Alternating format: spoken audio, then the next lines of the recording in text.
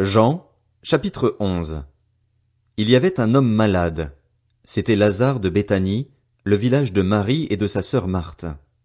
Marie était celle qui versa du parfum sur les pieds du Seigneur et qui les essuya avec ses cheveux. C'était son frère Lazare qui était malade. Les sœurs envoyèrent dire à Jésus, « Seigneur, celui que tu aimes est malade. » À cette nouvelle, Jésus dit, « Cette maladie n'aboutira pas à la mort, mais elle servira à la gloire de Dieu, afin qu'à travers elle la gloire du Fils de Dieu soit révélée. » Or, Jésus aimait Marthe, sa sœur et Lazare. Quand il eut appris que Lazare était malade, il resta encore 2 jours à l'endroit où il était. Puis il dit aux disciples, « Retournons en Judée. » Les disciples lui dirent, « Maître, tout récemment les Juifs cherchaient à te lapider et tu retournes là-bas. » Jésus répondit, « N'y a-t-il pas 12 heures de jour? Si quelqu'un marche pendant le jour, il ne trébuche pas, parce qu'il voit la lumière de ce monde. Mais si quelqu'un marche pendant la nuit, il trébuche, parce que la lumière n'est pas en lui. » Après ces paroles, il leur dit, « Notre ami Lazare s'est endormi, mais je vais aller le réveiller. » Les disciples lui dirent, « Seigneur, s'il s'est endormi, il sera guéri. » En fait, Jésus avait parlé de la mort de Lazare, mais ils crurent qu'il parlait de l'assoupissement du sommeil. Jésus leur dit alors ouvertement, « Lazare est mort, et à cause de vous, afin que vous croyiez, je me réjouis de ce que je n'étais pas là. Mais allons vers lui. » Là-dessus Thomas, appelé Didyme, dit aux autres disciples, « Allons-y, nous aussi, afin de mourir avec lui. » À son arrivée, Jésus trouva que Lazare était depuis 4 jours déjà dans le tombeau. Béthanie était près de Jérusalem, à moins de 3 kilomètres, et beaucoup de Juifs étaient venus chez Marthe et Marie pour les consoler de la mort de leur frère. Lorsque Marthe apprit que Jésus arrivait, elle alla à sa rencontre, tandis que Marie restait assise à la maison. Marthe dit à Jésus, « Seigneur, si tu avais été ici, mon frère ne serait pas mort. Cependant, même maintenant, je sais que tout ce que tu demanderas à Dieu, Dieu te l'accordera. » Jésus lui dit, « Ton frère ressuscitera. » Je sais, lui répondit Marthe, qu'il ressuscitera lors de la résurrection, le dernier jour. Jésus lui dit, « C'est moi qui suis la résurrection et la vie. Celui qui croit en moi vivra, même s'il meurt. Et toute personne qui vit et croit en moi ne mourra jamais. Crois-tu cela? » Elle lui dit, « Oui, Seigneur, je crois que tu es le Messie, le Fils de Dieu, qui devait venir dans le monde. » Après avoir dit cela, elle alla appeler secrètement sa sœur Marie en lui disant, « Le Maître est ici et te demande. » À ces mots, Marie se leva sans attendre et alla vers lui. Jésus n'était pas encore entré dans le village, mais il était à l'endroit où Marthe l'avait rencontré. Les Juifs qui étaient avec Marie dans la maison et qui la consolaient la virent se lever soudain et sortir. Ils la suivirent en disant, « Elle va au tombeau pour y pleurer. » Marie arriva à l'endroit où était Jésus. Quand elle le vit, elle tomba à ses pieds et lui dit, « Seigneur, si tu avais été ici, mon frère ne serait pas mort. » En la voyant pleurer, elle et les Juifs venus avec elle, Jésus fut profondément indigné et bouleversé. Il dit, « Où l'avez-vous mis? » « Seigneur, lui répondit-on, viens et tu verras. » Jésus pleura. Les Juifs dirent alors, « Voyez comme il l'aimait. » Et quelques-uns d'entre eux dirent, « Lui qui a ouvert les yeux de l'aveugle, ne pouvait-il pas aussi faire en sorte que cet homme ne meure pas? » Jésus, de nouveau profondément indigné, se rendit au tombeau. C'était une grotte. Une pierre fermait l'entrée. Jésus dit, « Enlevez la pierre. » Marthe, la sœur du mort, lui dit, « Seigneur, il sent déjà, car il y a 4 jours qu'il est là. » Jésus lui dit, « Ne t'ai-je pas dit que si tu crois, tu verras la gloire de Dieu? » Ils enlevèrent donc la pierre de l'endroit où le mort avait été déposé. Jésus leva alors les yeux et dit, « Père, je te remercie de ce que tu m'as écouté. Pour ma part, je savais que tu m'écoutes toujours, mais j'ai parlé à cause de la foule qui m'entoure, afin qu'ils croient que c'est toi qui m'as envoyé. » Après avoir dit cela, il cria d'une voix forte, « Lazare, sors !» Et le mort sortit, les pieds et les mains attachés par des bandelettes et le visage enveloppé d'un linge. Jésus leur dit, « Détachez-le et laissez-le s'en aller. » Beaucoup de Juifs qui étaient venus auprès de Marie et qui virent ce que Jésus avait fait crurent en lui. Mais quelques-uns d'entre eux allèrent trouver les pharisiens et leur racontèrent ce que Jésus avait fait. Alors les chefs des prêtres et les pharisiens rassemblèrent le Sanhédrin et dirent: Qu'allons-nous faire? En effet, cet homme fait beaucoup de signes miraculeux. Si nous le laissons faire, tous croiront en lui et les Romains viendront détruire et notre ville et notre nation. L'un d'eux, Caïphe, qui était grand prêtre cette année-là, leur dit: Vous n'y comprenez rien. Vous ne réfléchissez pas qu'il est dans notre intérêt qu'un seul homme meure pour le peuple et que la nation tout entière ne disparaisse pas. Or il ne dit pas cela de lui-même, mais comme il était grand prêtre cette année-là, il prophétisa que Jésus devait mourir pour la nation. Et ce n'était pas pour la nation seulement, c'était aussi afin de réunir en un seul corps les enfants de Dieu dispersés. Dès ce jour, ils tinrent conseil pour le faire mourir. C'est pourquoi Jésus ne se montra plus ouvertement parmi les Juifs, mais il se retira dans la région voisine du désert, dans une ville appelée Éphraïm, où il resta avec ses disciples. La Pâque des Juifs était proche, et beaucoup de gens montèrent de la campagne à Jérusalem avant la Pâque pour se purifier. Ils cherchaient Jésus et se disaient les uns aux autres dans le temple: Qu'en pensez-vous? Ne viendra-t-il pas à la fête? Or les chefs des prêtres et les pharisiens avaient donné l'ordre que, si quelqu'un savait où était Jésus, il le dénonce, afin qu'on l'arrête. Jean, chapitre 12. 6 jours avant la Pâque, Jésus arriva à Béthanie où était Lazare qu'il avait ressuscité. Là, on lui offrit un repas. Marthe servait et Lazare était parmi ceux qui se trouvaient à table avec lui. Marie prit un demi-litre d'un parfum de nard pur très cher, en versa sur les pieds de Jésus et lui essuya les pieds avec ses cheveux. La maison fut remplie de l'odeur du parfum. Un de ses disciples, Judas l'Iscariote, fils de Simon, celui qui allait le trahir, dit: Pourquoi n'a-t-on pas vendu ce parfum 300 pièces d'argent pour les donner aux pauvres? Il disait cela non parce qu'il se souciait des pauvres, mais parce que c'était un voleur et, comme il tenait la bourse, il prenait ce qu'on y mettait. Jésus dit alors: Laisse-la, elle a gardé ce parfum pour le jour de mon ensevelissement. En effet, vous avez toujours les pauvres avec vous, tandis que moi, vous ne m'aurez pas toujours. Une foule de Juifs apprirent que Jésus était à Béthanie. Ils y vinrent, non seulement à cause de lui, mais aussi pour voir Lazare qu'il avait ressuscité. Les chefs des prêtres décidèrent de faire mourir aussi Lazare parce que beaucoup de Juifs les quittaient et croyaient en Jésus à cause de lui. Le lendemain, une foule nombreuse de personnes venues à la fête apprirent que Jésus se rendait à Jérusalem. Elles prirent des branches de palmier et allèrent à sa rencontre en criant: Hosanna! Béni soit celui qui vient au nom du Seigneur, le roi d'Israël! Jésus trouva un ânon et s'assit dessus, conformément à ce qui est écrit: N'aie pas peur, fille de Sion. Voici ton roi qui vient, assis sur le petit d'une ânesse.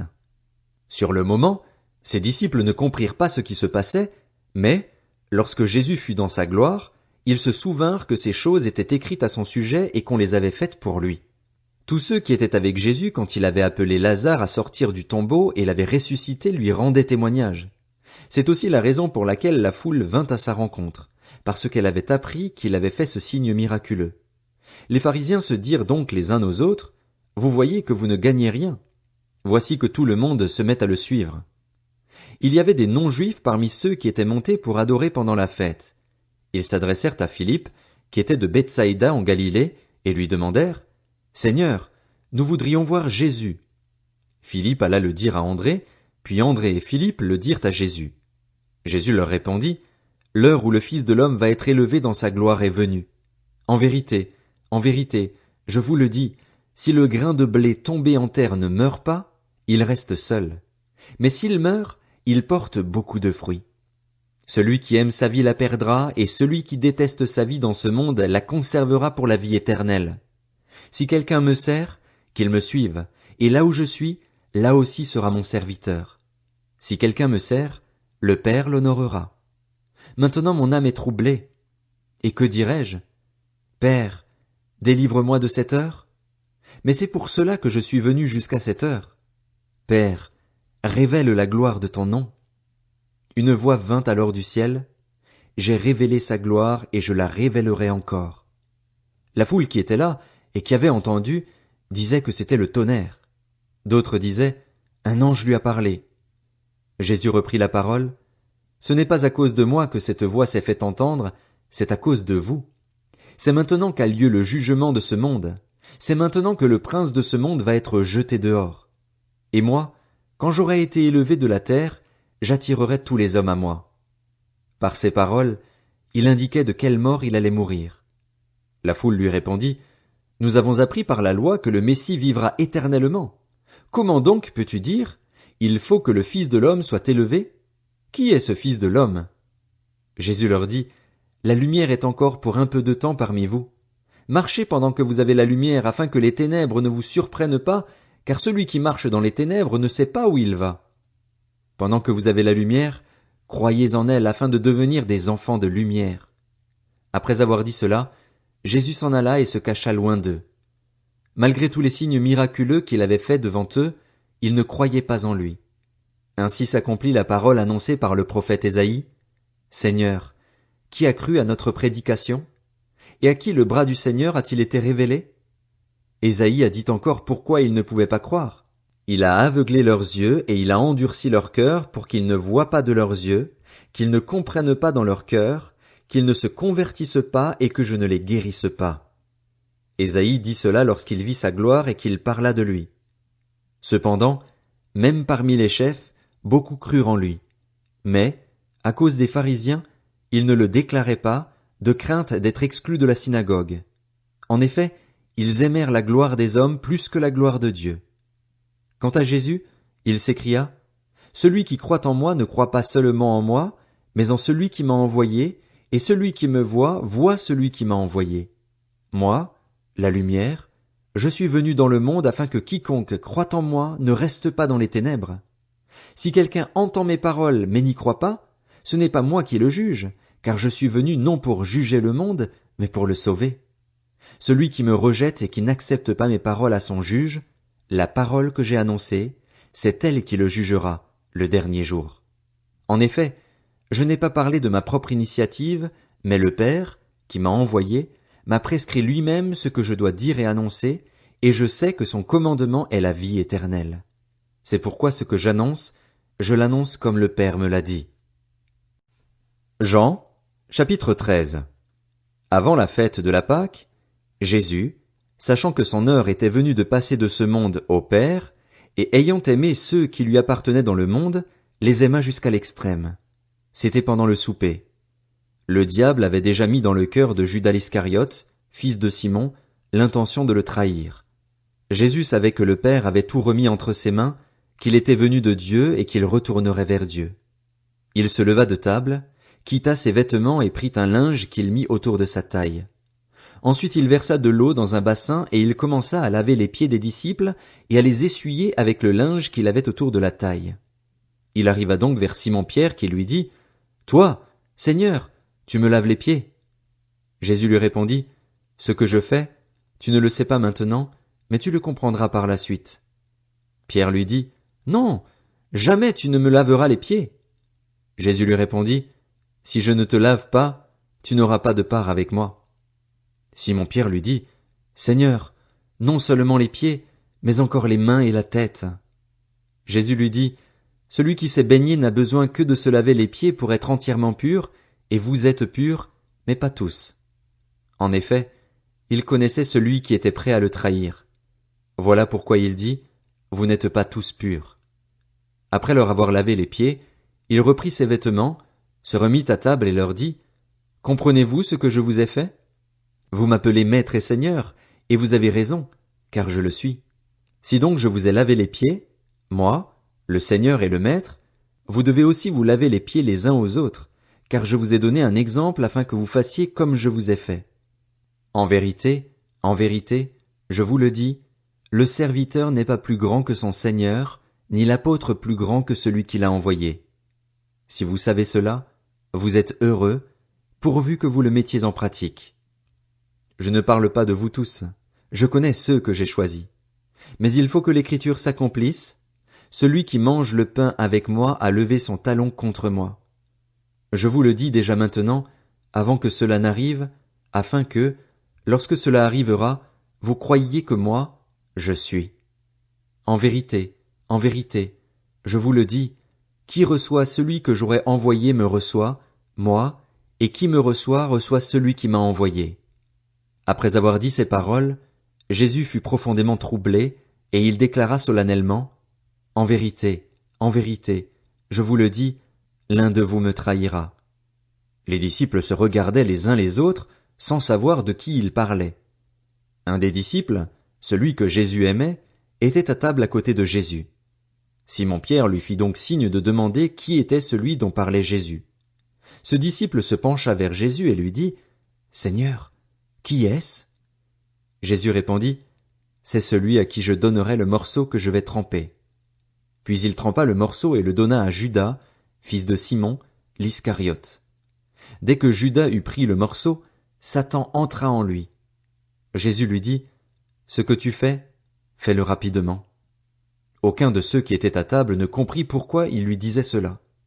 Comme Judas tenait la bourse, quelques-uns pensaient que Jésus lui disait, « Achète ce dont nous avons besoin pour la fête », ou qu'il lui demandait de donner quelque chose aux pauvres. Après avoir pris le morceau, Judas sortit aussitôt. Il faisait nuit. Lorsque Judas fut sorti, Jésus dit, « Maintenant, la gloire du Fils de l'homme a été révélée et la gloire de Dieu a été révélée en lui. Si la gloire de Dieu a été révélée en lui, Dieu aussi révélera sa gloire en lui-même, et il la révélera très bientôt. Mes petits enfants, je suis encore avec vous pour un peu de temps. Vous me chercherez, et ce que j'ai dit aux Juifs, vous ne pouvez pas venir où je vais, je vous le dis à vous aussi maintenant. Je vous donne un commandement nouveau. Aimez-vous les uns les autres. Comme je vous ai aimés, vous aussi, aimez-vous les uns les autres. C'est à cela que tous reconnaîtront que vous êtes mes disciples, si vous avez de l'amour les uns pour les autres. Simon-Pierre lui dit, « Seigneur, où vas-tu » Jésus répondit, « Tu ne peux pas me suivre maintenant là où je vais, mais tu m'y suivras plus tard. » « Seigneur, lui dit Pierre, pourquoi ne puis-je pas te suivre maintenant? Je donnerai ma vie pour toi. » Jésus répondit, « Tu donneras ta vie pour moi? En vérité, je te le dis, le coq ne chantera pas avant que tu ne m'aies renié 3 fois. » Jean, chapitre 14. Que votre cœur ne se trouble pas. Croyez en Dieu, croyez aussi en moi. Il y a beaucoup de demeures dans la maison de mon Père. Si ce n'était pas le cas, je vous l'aurais dit. Je vais vous préparer une place. Et puisque je vais vous préparer une place, je reviendrai et je vous prendrai avec moi afin que, là où je suis, vous y soyez aussi. Vous savez où je vais et vous en savez le chemin. Thomas lui dit, « Seigneur, nous ne savons pas où tu vas. Comment pouvons-nous en savoir le chemin ?» Jésus lui dit, « C'est moi qui suis le chemin, la vérité et la vie. On ne vient au Père qu'en passant par moi. Si vous me connaissiez, vous connaîtriez aussi mon Père. Et dès maintenant vous le connaissez et vous l'avez vu. » Philippe lui dit, « Seigneur, montre-nous le Père, et cela nous suffit. » Jésus lui dit, « Il y a si longtemps que je suis avec vous et tu ne me connais pas, Philippe. Celui qui m'a vu a vu le Père. Comment peux-tu dire, montre-nous le Père? Ne crois-tu pas que je suis dans le Père et que le Père est en moi? Les paroles que je vous dis, je ne les dis pas de moi-même. C'est le Père qui vit en moi qui fait lui-même ses œuvres. Croyez-moi, je suis dans le Père et le Père est en moi. Sinon, croyez-moi au moins à cause de ses œuvres. En vérité, je vous le dis, celui qui croit en moi fera aussi les œuvres que je fais, et il en fera même de plus grandes, parce que je vais vers mon Père. Tout ce que vous demanderez en mon nom, je le ferai afin que la gloire du Père soit révélée dans le Fils. Si vous me demandez quelque chose en mon nom, je le ferai. Si vous m'aimez, respectez mes commandements. Quant à moi, je prierai le Père et il vous donnera un autre défenseur afin qu'il reste éternellement avec vous. L'Esprit de la vérité, que le monde ne peut pas accepter parce qu'il ne le voit pas et ne le connaît pas. Mais vous, vous le connaissez, car il reste avec vous et il sera en vous. Je ne vous laisserai pas orphelin, je reviens vers vous. Encore un peu de temps et le monde ne me verra plus. Mais vous, vous me verrez parce que je vis et que vous vivrez aussi. Ce jour-là, vous saurez que je suis en mon Père, que vous êtes en moi et moi en vous. Celui qui a mes commandements et qui les garde, c'est celui qui m'aime.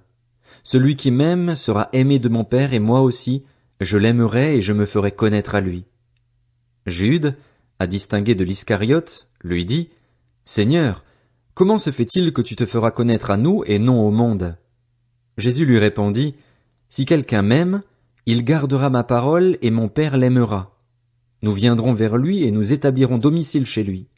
Celui qui ne m'aime pas ne garde pas mes paroles, et la parole que vous entendez ne vient pas de moi, mais du Père qui m'a envoyé. Je vous ai dit cela pendant que je suis encore avec vous, mais le Défenseur, l'Esprit Saint que le Père enverra en mon nom, vous enseignera toutes choses et vous rappellera tout ce que je vous ai dit. Je vous laisse la paix, je vous donne ma paix. Je ne vous la donne pas comme le monde donne. Que votre cœur ne se trouble pas et ne se laisse pas effrayer. Vous avez entendu que je vous ai dit, je m'en vais et je reviens vers vous. Si vous m'aimiez, vous vous réjouiriez de ce que je vais auprès du Père, car mon Père est plus grand que moi.